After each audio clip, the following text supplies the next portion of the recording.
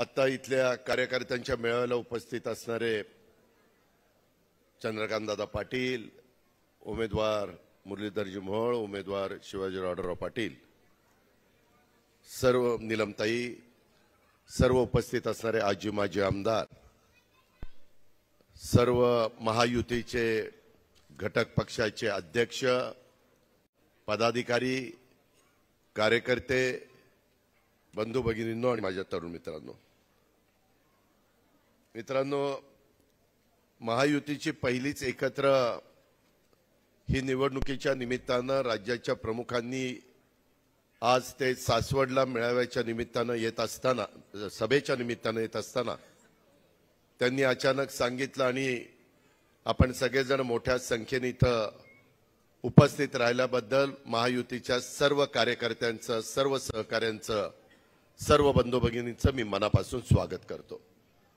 महात्मा ज्योतिराव फुलेंची आज जयंती, त्यांना विनम्र अशा प्रकारचं अभिवादन देखील करतो।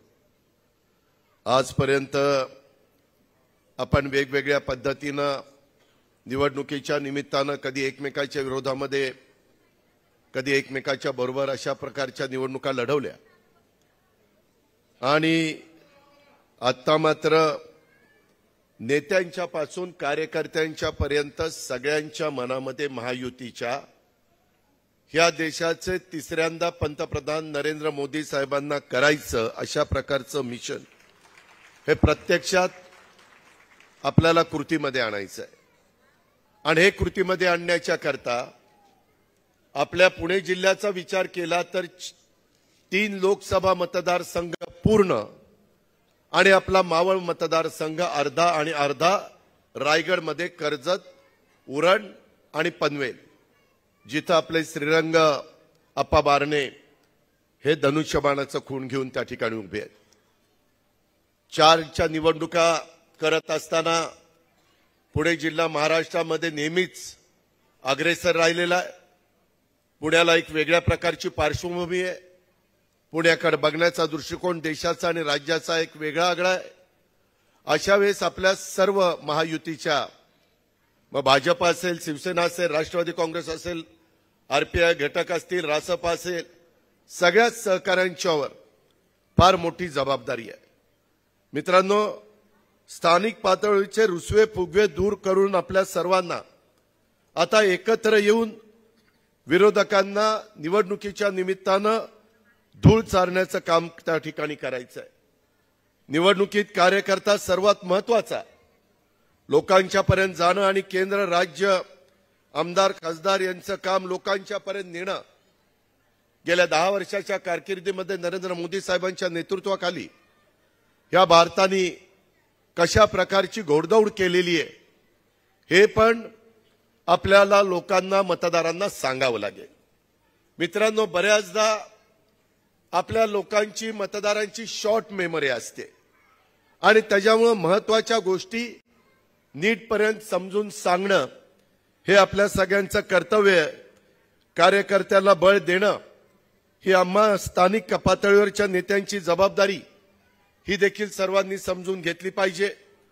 लोकसभा निवडणुकीच्या साठी महायुतीच्या सर्व पक्षातील, स्थानिक मतदारसंघातील नेत्यांनी, पदाधिकाऱ्यांनी आपापल्या भागात एकत्रपणे आपल्या 4ही उमेदवारांच्या विजयासाठी काम करणं अतिशय आवश्यक आहे। बारामती लोकसभा मतदारसंघाची निवडणूक ही 7 मेला आहे। बाकीच्या आपल्या मावळ, शिरूर आणि पुण्याची लोकसभेचं मतदान हे 13 मेला आहे आणि त्यामुळे मध्ये अंतर देखील बऱ्यापैकी आहे। त्याच्यामुळे आपण घाण राहता कामा नये। त्याच्याकरता एक दिवस महत्त्वाचा आहे। मला बोलवलंच नाही, आमच्या नेत्याचा फोटोच नव्हता, आम्हाला विचारलंच नाही। मित्रांनो, हे तुमच्या माझ्या घरचं लग्न नाहीये। इथं नरेंद्र मोदींना प्रचंड मताधिक्याने तिसऱ्यांदा पंतप्रधान करण्याची ही निवडणूक आहे। आपल्याला 5 महिन्यांनी पुन्हा एकनाथरावजी, देवेंद्रजी, मी आणि आम्ही सगळे महायुतीचे घटक हे विधानसभेच्या निवडणुकीच्या निमित्तानं सामोरं जाणार आहोत। त्याच्या आधीची ही रंगीत तालीम आहे। त्यामुळं कुठेही आपण घाण राहता कामा नये हे मला तुम्हाला सारखं सारखं सांगावंसं वाटतं। काम करत असताना ही लोकसभेची निवडणूक देशाच्या आणि राज्याच्या राजकीय दृष्ट्या अत्यंत महत्त्वाची अशा प्रकारची निवडणूक आहे। लोकसभेच्या निवडणुकीच्या निमित्तानं आपल्याला पुढचं पण महत्त्वाचं काम पुन्हा राज्य महायुतीचं त्या ठिकाणी निवडून आणायचं आहे। म्हणून पण कुणी गाढ राहू नका। त्याचं कारण मगाशी नीलमताईंनी सांगितलं की बऱ्याचशा सुट्ट्या आलेल्या आहेत आणि त्या सुट्ट्या आलेल्या असल्यामुळं बरेच जण बाहेरगावी जातात। त्यांना वाटतं की आपण कुटुंबांनी नाही मतदान केलं तर असा काय फरक पडणार आहे। बाबांनो, घटनेचे शिल्पकार डॉक्टर बाबासाहेब आंबेडकरांनी जो आपल्याला मताचा अधिकार दिलेला आहे, जे आपल्याला संविधान दिलेलं आहे, त्याचा आदर करणं, 5 वर्षामध्ये देशाच्या 140 कोटी जनतेच्या भवितव्याकरता ही निवडणूक महत्त्वाची समजून मतदान करणं आणि तुमच्या माझ्या महाराष्ट्रातनं, शाहू फुले आंबेडकरांच्या महाराष्ट्रातनं, युगपुरुष छत्रपती शिवाजी महाराजांच्या महाराष्ट्रातनं 48 जागा पहिल्या टप्प्यात विदर्भातील प्रचार जोराने सुरू झालाय। पंतप्रधानांच्या 2 सभा झाल्यात, मुख्यमंत्री त्या सभेला हजर होते। आज गृहमंत्री आहेत। कदाचित शंका येईल की देवेंद्र फडणवीस साहेब कसे स्टेजवर नाही आहेत, परंतु अमित शहा विदर्भात आलेले असल्यामुळं आमच्या तिघांच्यापैकी एक तरी तिथं त्यांच्या सभेला उपस्थित राहणं गरजेचं आहे आणि त्याच्यामुळे देवेंद्रजी येऊ शकले नाहीत, त्यांना यायचं होतं। पण अशा काही ना काही गोष्टीतनं विपर्यास केला जातो आणि कार्यकर्त्यांच्या मनामध्ये शंका कुशंका निर्माण केल्या जातात। कृपा करून कार्यकर्त्यांनी ह्याही गोष्टीची नोंद घेतली पाहिजे। महायुतीच्या माध्यमातून जे उमेदवार आहेत, जिथं निवडणूक ही अटीतटीचीच समजायची। मी पण आतापर्यंत 7 विधानसभेच्या निवडणुका लढवल्यात, 1 लोकसभेची निवडणूक लढवली। समोरचा उमेदवार कधी आपण कमकुवत समजायचा नाही। मतदाराला मतदानाचा मान सन्मान द्यायचा। 2-2, 3-3 वेळेला आपला महायुतीचा कार्यकर्ता हा उमेदवाराच्या वतीनं त्यांच्यापर्यंत पोहोचला पाहिजे। महिन्याभराच्या काळामध्ये आपल्या महायुतीच्या पक्षातल्या सर्व लोकप्रतिनिधी, पदाधिकारी, कार्यकर्ते यांची एकजूट दाखवणं गरजेचं आहे। मतभेद असतील तर ते सामंजस्याने दूर करण्यात येतील हे देखील आपण लक्षामध्ये घ्या। आज सकाळीच नीलमताई, शरद सोनवणे असे काही सहकारी हडपसरमधले माझ्या हवेलीतले आम्ही बसलो होतो। आता थोडं बहुत चर्चा एकनाथरावांशी केली। मुख्यमंत्री महोदय म्हणले, अजित आपण जाताना मी मुख्यमंत्री महोदय, चंद्रकांत दादा पाटील इथनं ताबडतोब पुढच्या सभेला जायचं असल्यामुळं आणि हेलिकॉप्टरनी टेक ऑफ करायचं असल्यामुळं थोडंसं बोलायला मर्यादा आहेत, परंतु जाताना ह्या सगळ्या गोष्टी बोलून त्याच्यातनं योग्य पद्धतीनं मार्ग काढला जाईल। निवडणुकीच्या काळात आपल्या पक्षातनं, आपल्या महायुतीतनं कोणी इकडे तिकडे जाणार नाही आणि ऐन निवडणुकीमध्ये दगाफटका करणार नाही, अशा प्रकारची पण दक्षता आपण घेऊया। बाहेरच्या पक्षातनं आपल्या पक्षात घेऊ, परंतु आपल्या पक्षातनं कुणी जाणार नाही ही खबरदारी घेऊ।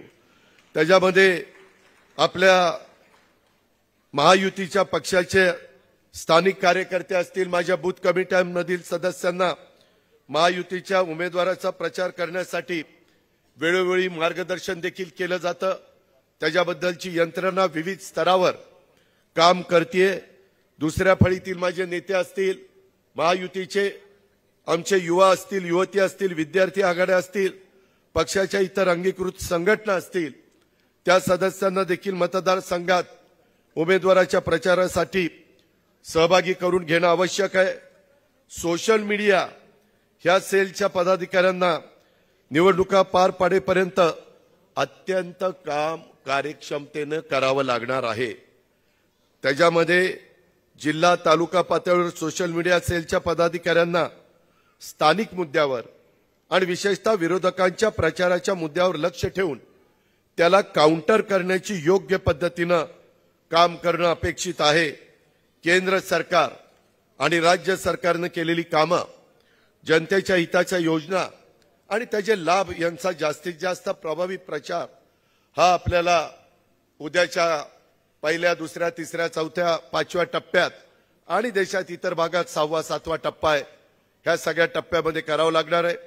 महायुतीच्या काही जागांच्यावर अद्याप तोडगा निघालेला नाही, तो लवकरच आम्ही सगळेजण बसून लवकरात लवकर कसा निघेल आणि आपल्या महाराष्ट्रात आपल्या महायुतीच्या कार्यकर्त्यांना आपली एकजूट कशा पद्धतीने दिसून येईल याबद्दल आम्ही सगळेजण प्रयत्नशील आहोत। आपले विरोधक वेगवेगळ्या प्रकारचा भ्रम पसरवण्याचा प्रयत्न करतील, खोट्या नाट्या अफवा पसरवतील, त्या खोडून काढण्याचं काम तुम्हाला मला सगळ्यांना करावं लागणार आहे। आपल्या केलेल्या कामाच्या जोरावर आपल्याला मतं मागायची, विकासावर आपल्याला मतं मागायची। विरोधक विकासाच्या बाबतीमध्ये मोदी साहेबांना कुठलीही टीका टिप्पणी करू शकत नाही आणि मग काय टूम काढायची, संविधान बदलणार, प्रत्येक वेळेस निवडणूक आली की संविधान बदलणार, जे कदापि कुणी बदलू शकत नाही। पण माझ्या मागासवर्गीय समाजामध्ये एक समरवस्था निर्माण करायची, कुठेतरी म्हणायचं घटनेमध्येच काहीतरी बदल करणार। मित्रांनो, ह्या सगळ्या दादांत खोट्या गोष्टी आहेत। मी परवाच मावळला बोलत असताना सांगितलं की 105 ते 6 वेळेला घटनेमध्ये अमेंडमेंट करण्यात आली आणि जवाहरलाल नेहरूंच्या पासून आतापर्यंत कुठल्या कुठल्या पंतप्रधानांच्या कारकिर्दीमध्ये कशी बदल काही अमेंडमेंट केली ते सांगितलं। पण कधी कधी कार्यकर्त्यांना ह्या गोष्टी माहिती नसतात आणि त्याच्यामुळे कार्यकर्ते सतत एकच गोष्ट खोटी सांगितली तर खरी वाटायला लागती, त्या पद्धतीनं कार्यकर्त्यांचं पण होता कामा नये आणि मतदारांना ते पटवून देण्याचं काम तुम्हाला मला करावंच लागणार आहे। यामध्ये आपल्याला केलेल्या कामाच्या मतावर तर आपण जोरावर मतं मागणारच आहोत, ज्याचा उल्लेख मगाशी मुरली मोहोळांनी केला।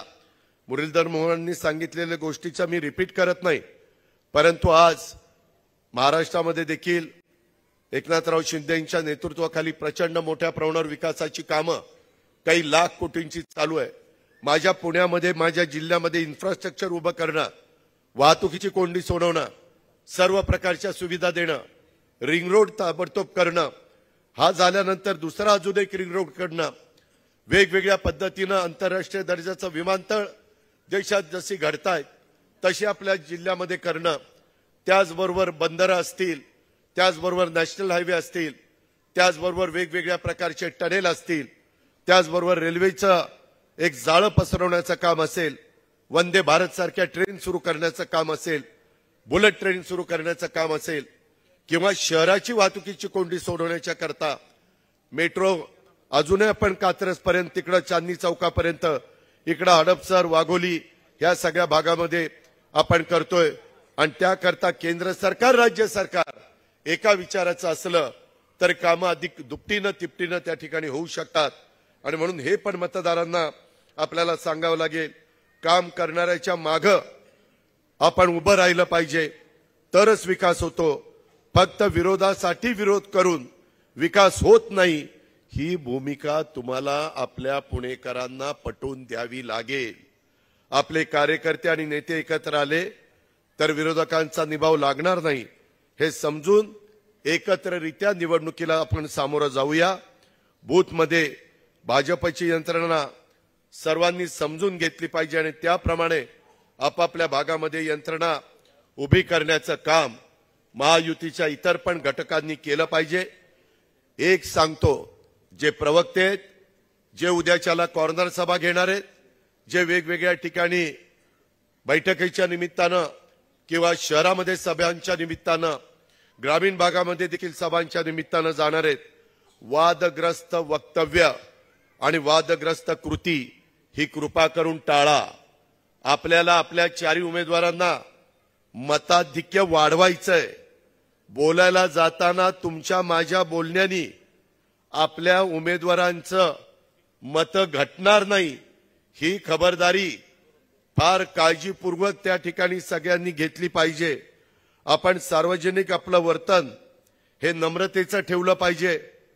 जर मत मागायला गेला एखादा विरोधी असला, नाही मत देणार, बाबा दिलं, द्यायचं नाही द्यायचं तुझा अधिकार आहे, मागायचा आमचा अधिकार आहे असं करून पुढे जावा, नाहीतर नाही देत ना, जा गेला उडत.